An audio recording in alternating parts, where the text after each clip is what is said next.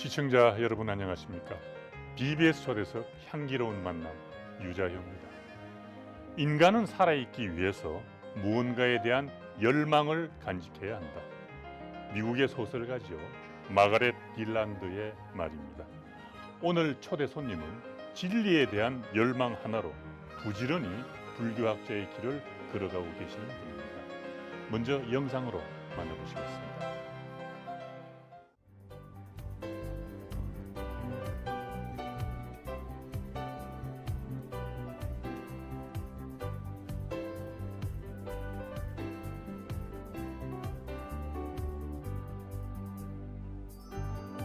어서 오십시오. 반갑습니다. BBS 초대석 향기로운 만남에 와주셔서 고맙습니다. 감사합니다. 먼저 우리 시청자들하고 인사 나누실까요? 네, 안녕하십니까. 현재 서울대학교 철학과에서 불교 철학을 강의하고 있는 안성두입니다. 그리고 한국불교연구원에서 원장직도 수행하고 있습니다. 불교 방송에서 시청자 여러분을 뵙게 돼서 반갑게 생각합니다. 네, 나와주셔서 감사합니다. 철학과에서 불교 철학을 강의를 하신다고 그러셨는데 네, 불교 철학이라도 굉장히 범위가 넓은데요. 네. 선생님께서는 주로 어떤 쪽으로 강의를 하고 계십니까? 제가 맡고 있는 분야는 그 인도 불교 철학입니다. 네. 그리고 그것은 철학과 전공 과목이고 또 다른 과목으로 교양에서 동양 사상을 강의하고 있습니다. 그리고 대학원 수업도 맡고 있고요. 예, 인도 철학을 이제 주로 강의하시면서 네. 동양 철학도 곁들여서 네. 하시는군요. 네. 선생님께서는 이제 그 젊은이들을 위한 그 무료 불교 강좌 또 기획을 하고 계시죠.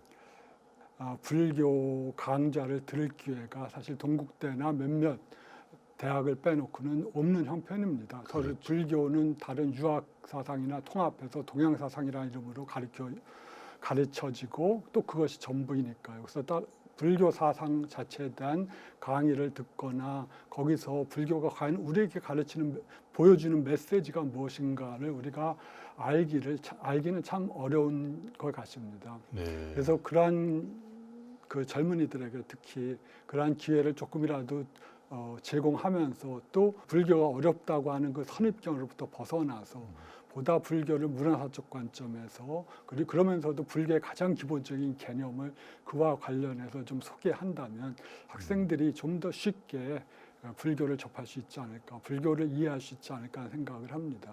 저는 불교는 우리가 이즘이라고 하는데 부디즘이라고 네, 보통 소개하고 있지만 사실은 어떤 주의나 이데올로기가 아니라 세계를 보는 하나의 창이라고 생각을 하거든요. 네. 우리의 경험을 해석하는 하나의 창이라고 생각을 하기 때문에 그것은 그들이 불자라고 생각하든지 아니면 그들이 기독교도라고 생각하든지 그들의 경험을 반성적으로 이해할 수 있고 보다 그 깊은 데서 자기의 경험을 반성할 수 있는 어떤 기회를 제공할 수 있는 하나의 창과 같은 가르침이라고 생각을 합니다. 네. 불교는 세계를 보는 창이다. 네. 예.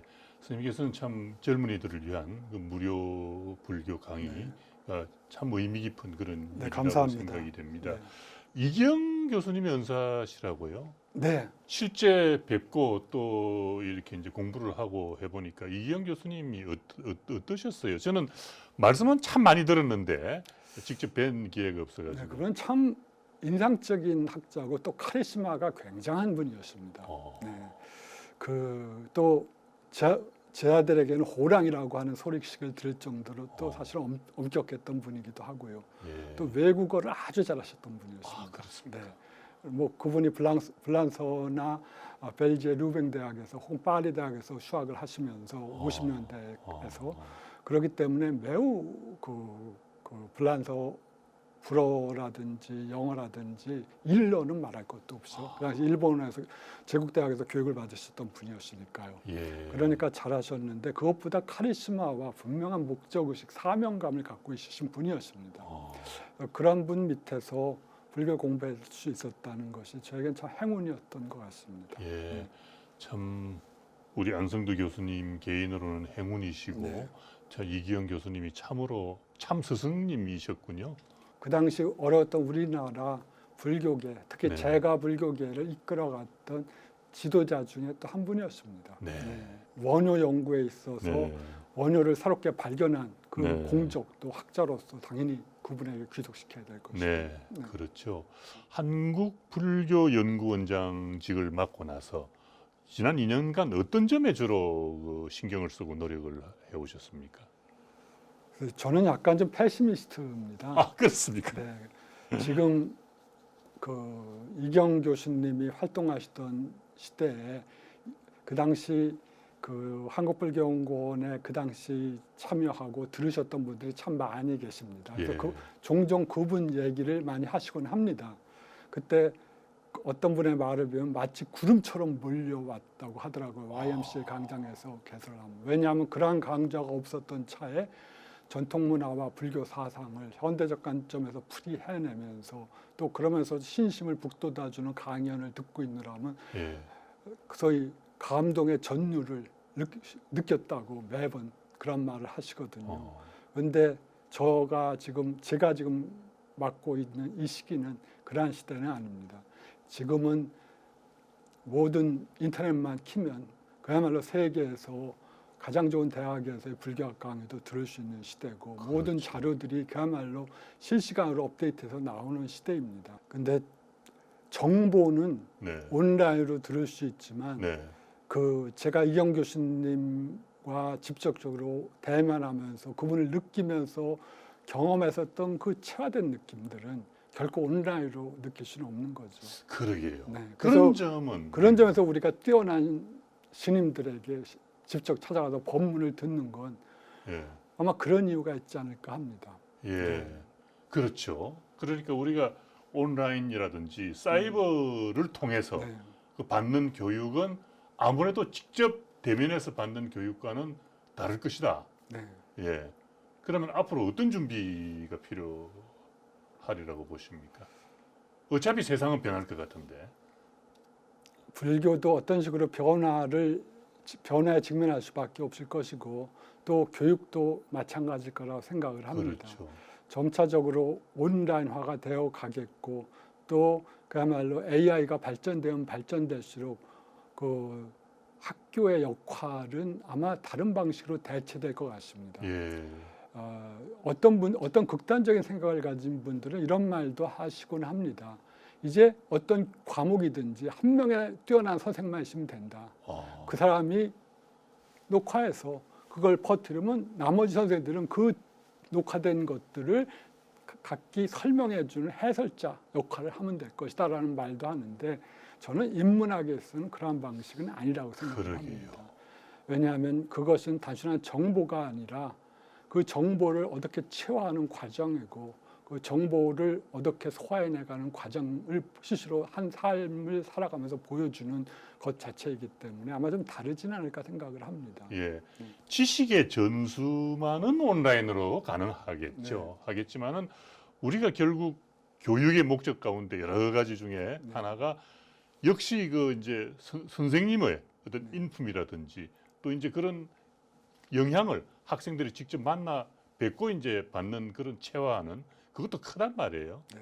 그래서 그런 부분들을 앞으로 어떻게 우리가 극복해 나갈 것인가 하는 점은 있겠습니다. 네. 제가 하나 예를 들면 예. 저는 요새 인터넷에서 그야말로 원하는 지금 이탈리아의 피렌체도 갈 수 있고 그렇죠. 또 매 시간은 특식을 볼 수 있습니다만은 거기에 가본 사람이 느끼는 그 느낌과 저같이 가보지 않고 다만 그거 화면으로만 보는 사람이 갖고 있는 느낌은 전혀 다를 거라고 생각을 그렇죠. 합니다. 네, 그런 점에서 예. 아마 우리의 교육도 그런 식으로 바뀌어지고 예. 불교도 그런 식으로 바뀌어야 되지 않을까 생각을 합니다. 그래서 참 어쩌면 우리가 지금까지 살아온 시대가 황금 시대였는지도 모르겠다. 저도 그렇게 예. 생각합니다. 앞으로는 여행도 이제 개념이 달라질 네. 것이다. 이게 벌써부터 우리가 예견이 되거든요.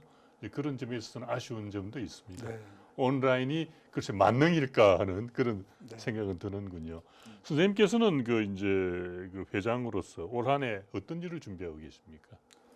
역시 그 불교 문화 강좌를 계속 준비하고 네. 혹시 이번 3월에 워낙 시작을 하려고 했지만 이 지금 코로나 바이러스 때문에 4월로 연기되고 다시 4월에서 5월로 연기되었습니다.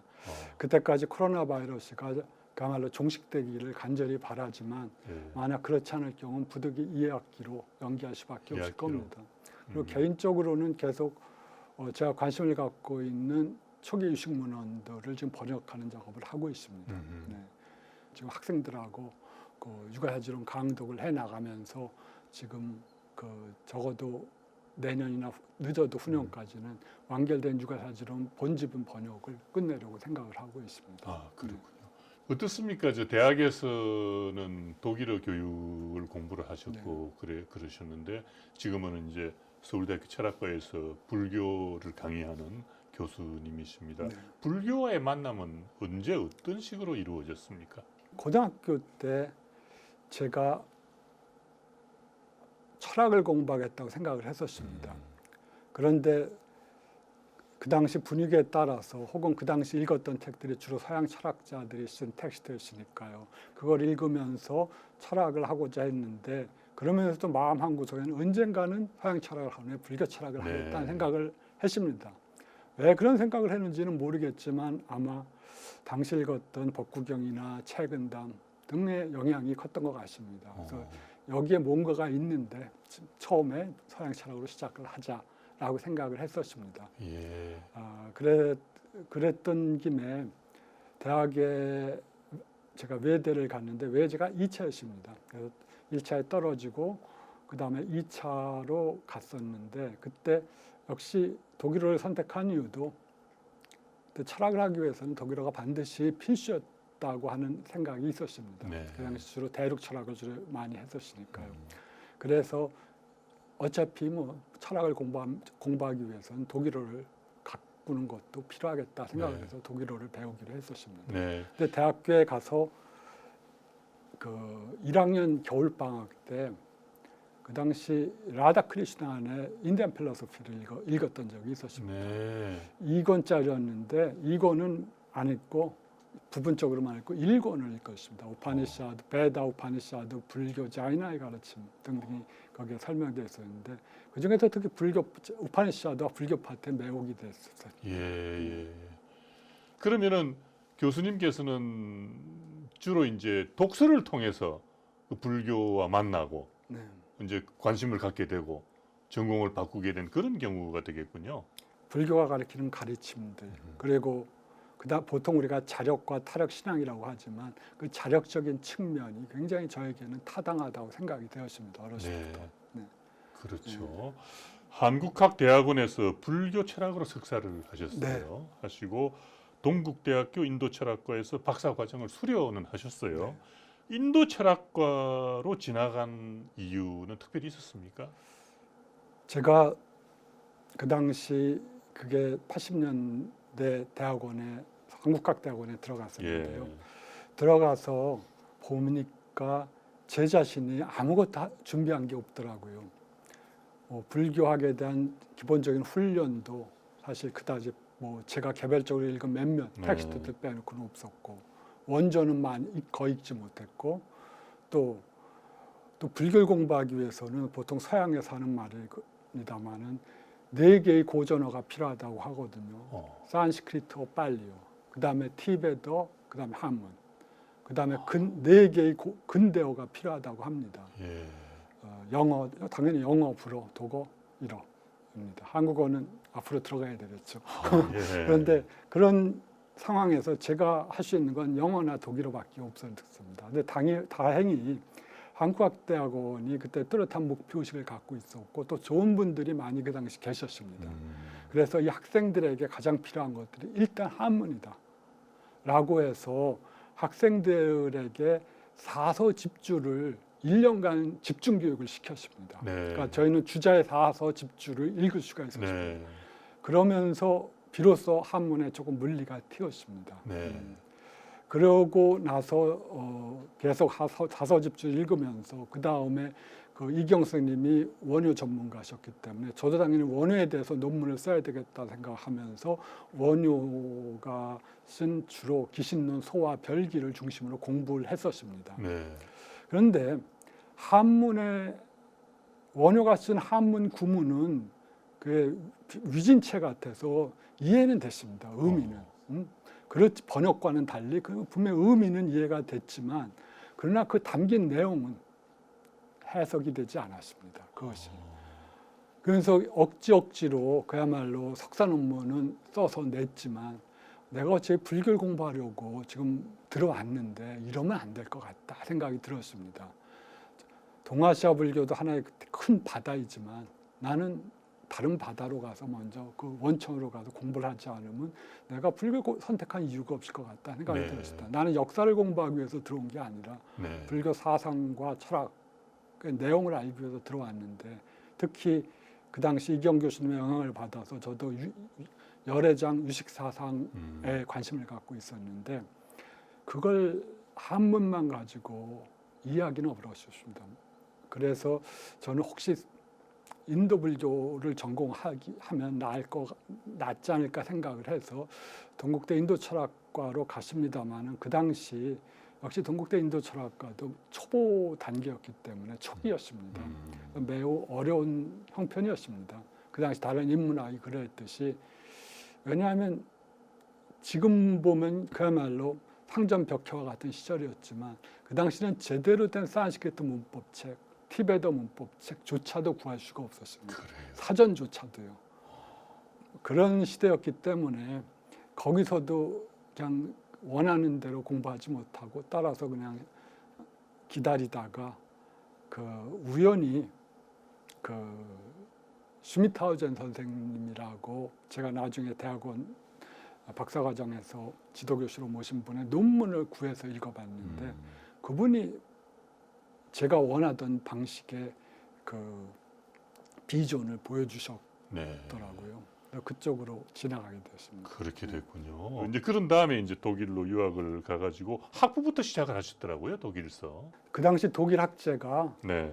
우리로 말하자면 학석사 통합과정이었습니다. 그래서 6년 코스를 해서 학부 4년 석사해서 하나의 과정으로서 했습니다. 그래서 거기서 석사를 한다고 하는 말은 즉 학부부터 다시 했다는 말입니다. 아, 그 말씀이군요. 네, 그런데 그곳에 먼저 와 있던 한국인 유학생들이 하는 말이 어차피 박사과정에 들어가도 10년, 처음부터 다시 시작해도 10년이다라는 농담 반 진담 반의 말을 한 적이 이해가 있었습니다. 되네요. 네. 그럴 바에는 그냥 맨 땅에 헤딩하는 게 낫겠다 생각해서 그냥 처음부터 시작하기로 했었습니다. 네. 근데 그런 오랜 시간을 공부에 몰두해도 괜찮을 만큼 그렇게 재미가 있었어요? 공부에 그래도 나름대로 시간을 보낼 수 있었던 이유는 선생님이 좋았기 때문이고 같이 공부하는 학생들이 좋았기 때문에. 네. 네. 독일의 불교학 연구는 어땠습니까?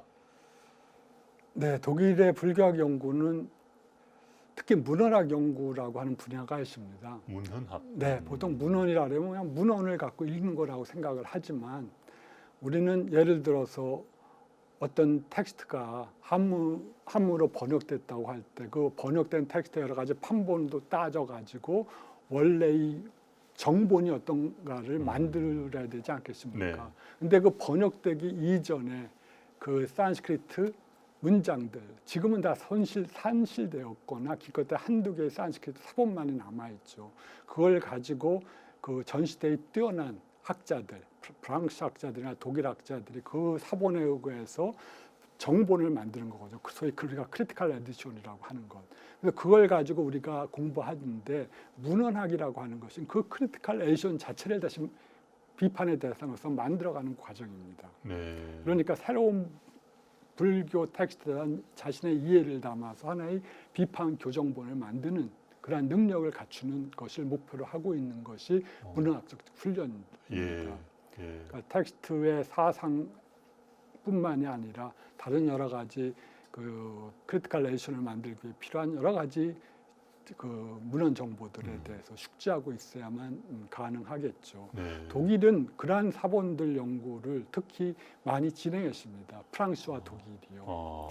그 당시 19세기 초에 여러 가지 이유가 있겠습니다만은 독일에서 낭만주의 운동이라고 하는 것이 일어났었습니다. 예. 낭만주의 다른 고전주의나 그런 것은 프랑스나 그쪽에서 일어났는데 낭만주의만은 후진국이었던 독일에서 일어났었습니다. 그런데 그 낭만주의 운동의 가장 대표적인 학자 중에 하나에 있던 슐레겔 형제가 있습니다. 예.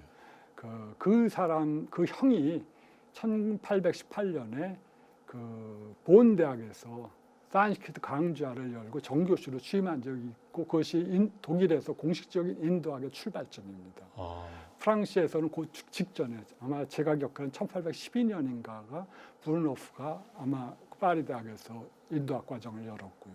예. 왜냐하면 그 산스크리트는 낭만주의자들의 관점에 따르자면 인도 유럽판 언어 중에 가장 오래된 언어라고 하는 것이었거든요. 그러니까 자기 그 인도 유럽판 네. 언어 중에서 가장 오래된 언어, 그 당시 그들은 라틴어나 네. 혹은 고전 그리크라고 생각을 했었는데 네. 산스크리트를 발견하니까 이거야말로 더 오래된 언어다라는 걸 그렇죠. 즉시 발견하고 어. 그래서 초기에 산스크리트 문법을 만든 학자는 거의 라틴어 학자들이었습니다. 그래서 라틴어 문법 용어를 가지고 산스크리트 문법을 번역하고 그다음에 소개하고 문법서를 편찬하고 그랬었습니다. 야, 그렇게 들어가니까 네. 참 독일에서의 그 불교학 연구가 대단한 수준이군요. 네.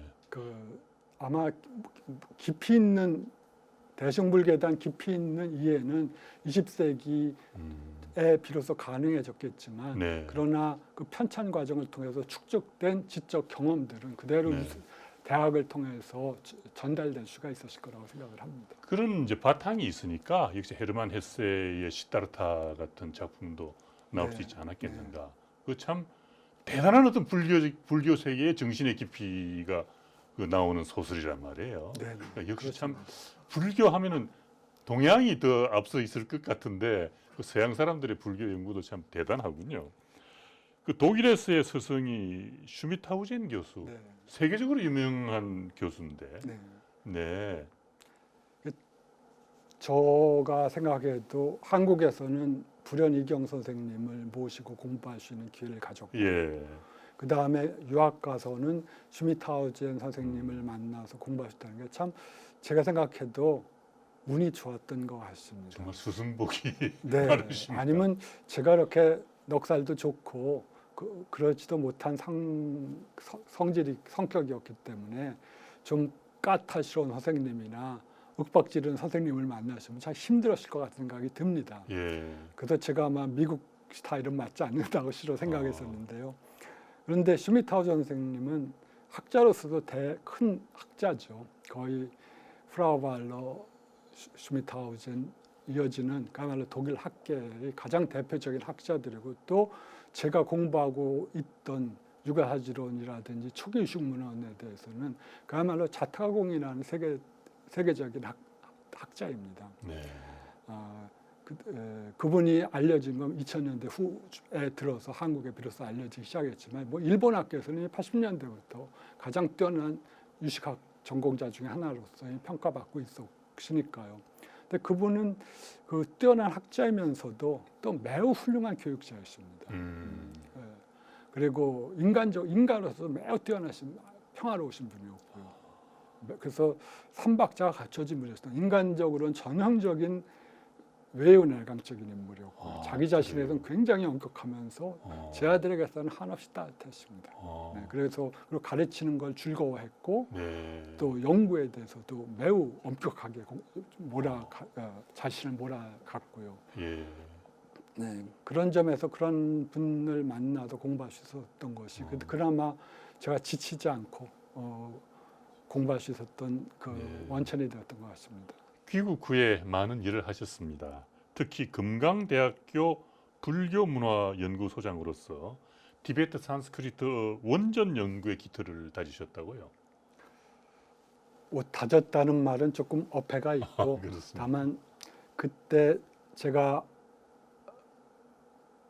학위를 끝내고 예. 서울로 돌아왔을 때가 2001년이었습니다. 예. 오는 김에 일본에서도 한 3개월 공부했었고요. 그 이후로 몇몇 그 학도들하고 인도학하는 분들하고 같이 스타디를 오랫동안 했었습니다. 그때 주로 원전을 그 당시 읽으면서 번역하고 해석하고 같이 티베트어과 번역하고 한어과 번역하면서 대조하는 과정을 통해서 문헌에 대한 보다 깊은 이해를 하고자 몇 년간 그렇게 같이 시도하면서 매주 그렇게 시간을 보냈던 적이 있습니다. 그것이 아마 한국에서 산스크리트 불전을 가지고 다른 티베적이나 한역과 대조해서 공부하는 어떤 그 공부했던 첫 번째 아마 모임이라고 한다면 모임이었겠죠. 네, 그래서 그러한 분들이 같이 있었기 때문에 제가 금강대 가서 그 다음에 HK 프로젝트를 따고 그리고 거기서 문헌학 연구에 기초한 불교 사상 연구를 시작을 했을 때 그때 그런 분들이 합류해서 한국에서 그 불교학 연구가 특히 문헌 사상에 자기가 생각하는 문헌이 아니라 문헌이 말하고자 하는 내용에 초점을 맞춰서 거기에 근거해서 공부할 수 있는 그러한 풍토가 조금은 만들어졌을 거라고 생각을 합니다. 독일서 그 이제 공부하셨던 문헌학 연구의 영향이 많이 이제 도움이 됐겠군요. 네, 그리고 뭐 지금 뭐 저보다 뛰어난 젊은 학도들이 많이 나오고 있기 때문에 그렇습니까? 그 점에 대해서는 굉장히 기쁘게 생각합니다. 원전 연구가 역시 중요하죠. 그렇습니다. 특히 불교는 특히 여러 가지 의례라든가 그런 것들이 있겠지만 일단 그런 걸 빼고 사상이라든가 철학적 측면이라든가 심리학적 측면을 미세하게 다루는 그러한 문헌들일 경우 대부분의 논서들이 그러한 성격을 갖고 있습니다. 그렇게 전승된 문헌들은 주로 철학적이고 종교학적이고 심리학적인 설명들을 하고 있는데 그것들을 한만 갖고 이해하기에는 너무 어렵습니다. 그리고 자기가 이해한 바가 맞는지 안 맞는지를 확인할 방법이 없어요. 근데 우리가 티벳역을 가지고 그걸 컨트롤하고 만약 사본이 있어서 산스크리트가 있으면 우리는 그걸 가지고 다시 이해를 확인하고 나아갈 수가 있겠죠. 그래서 맞고 틀리는가를 우리들은 확인할 수가 있습니다만은 한문일 경우에는 그것들이 중국인에 의해서 쓰여진 한문이라면 또 다른 문제입니다만 번역 한문일 경우 진짜 난해합니다. 예. 선생님께서는 요즘 가장 관심을 갖고 연구하고 있는 분야는 어떤 것입니까? 불교학의 황금 시대가 제가 저같이 교학을 공부하는 사람으로서는 소위 7세기까지였다고 생각을 합니다. 7세기? 네, 물론 그것이 한문으로 번역되기 시작했던 때가 그 7세기입니다. 현장과 의정이 마지막 세대인데요.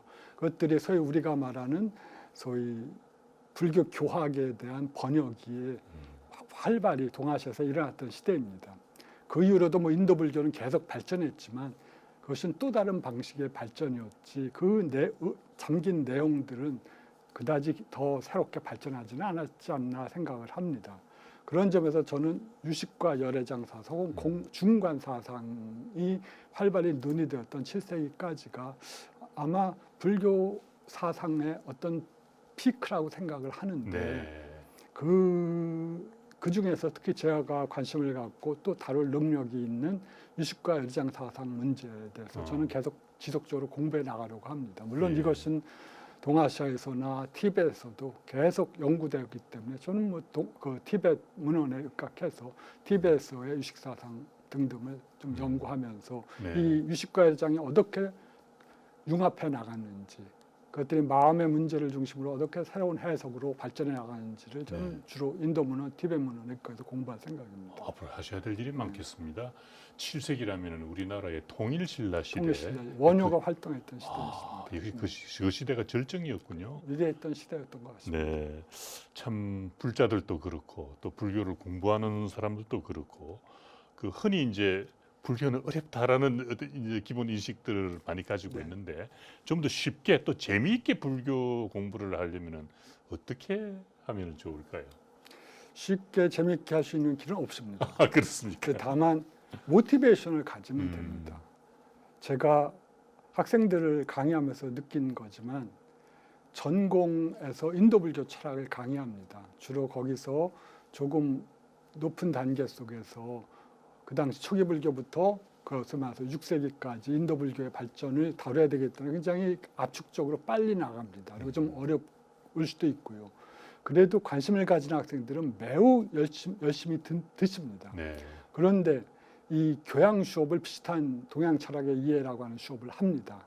거기서는 매우 쉽게 불교를 강의해도 많은 애들의 경우에 흥미가 없다는 걸 느낍니다. 왜냐하면 하나는 스스로 선택해서 들은 것이고 하나는 이건 대학에서 반드시 이런 과목 중에 하나는 들어야 된다고 해서 학생들이 듣는 경우이기 때문에 거기서 애들의 반응 자체가 다릅니다. 꼭 같은 서울대학교 학생들인데도 말입니다. 그러니까 그들이 관심을 가지고 모티베이션을 갖는다면 그들은 아무리 어려운 것도 해나갈 수 있듯이 마찬가지로 우리 다른 불자들이나 다른 학생들도 모티베이션을 가지고 관심을 가진다면 조금 어려워도 도전을 하고 그리고 그걸 극복해 나가지만 동기가 없고 그렇다면 아무리 쉽게 해도 결국 아무것도 그들을 끌어들이지는 못할 것 같습니다. 쉽게 가르치려 하는 것만이 능사가 아니다. 네. 그런 생각이 드는군요. 그 선생님께서는 그 뒤를 잇고자 하는 불교를 공부하고자 하는 이런 후학들에게 혹시 들려주고 싶은 말씀이 있다면 무슨 말씀을 하시겠어요? 글쎄요. 어차피 어려운 길을 택했으니까 초지를 잃지 않고 어려운 과정 속에서도 계속 밀고 나간다면 언젠가 그것이 스스로에게도 혹은 다른 사람에게도 큰 도움이 되지 않을까 생각을 합니다. 네. 개인적인 발언이라든지 혹시 또 계획이라든지 있으시면 죽기 전까지 육아사지론을 완전히 번역하고요. 그리고 유식학파의 몇몇 문헌들을 중요한 문헌들을 번역할 수 있다면 그걸로 매우 만족하겠습니다. 방대하죠. 네. 원전의 세계가 기대하겠습니다. 네. 선생님을 통해서 그 불교학에 대한 얘기를 나누다 보니까 이제 약속된 시간이 다 됐습니다. 마지막으로 이 시간을 마무리하면서 하시고 싶은 말씀 있으면 해주시죠. 이 아름다운 봄날에 진짜 목련꽃도 그다음에 진달래도 어우러져 피어 있는데 그러한 아름다운 자연 속에서 모임을 갖지도 못하고 한국 사람들이 코로나 바이러스 때문에 매우 힘들어하시고 또 지금 가면 또 절이 대부분 아름다운 곳인데 그 절에서 법회도 참여하지 못하는 매우 힘든 상황일 것 같습니다. 부디 이 어려움이 보다 더 어려움을 극복하고 보다 더 지혜로운 방식으로 극복을 해서 그 다음에 모든 불자님들이 삶에 보다 더 힘과 에너지가 솟구치는 그 기회가 됐으면 좋겠습니다. 우리 불자들께서 다 건강하시고 네. 이번 이 고비를 잘 넘겨야 하겠습니다. 오늘 들려주신 말씀 대단히 고맙습니다. 감사합니다. 비배설에서 향기로운 만남. 오늘은 한국불교연구원장이십니다. 안성두 서울대학교 철학과 교수를 만났습니다. 그야말로 학문의 향기가 가득한 시간이었다. 그런 생각이 듭니다. 화가가 자신의 의지대로 그림을 그려내듯이 중생도 자신의 마음에 따라 세상 만사를 그린다. 일체유심조의 다른 표현이라고도 할 수 있겠지요. 어떤 마음으로 어떤 세상을 그리고 싶은지 깊이 생각해보는 시간을 가졌으면 합니다. 저는 다음 시간에 다시 뵙겠습니다. 시청자 여러분, 성불하십시오.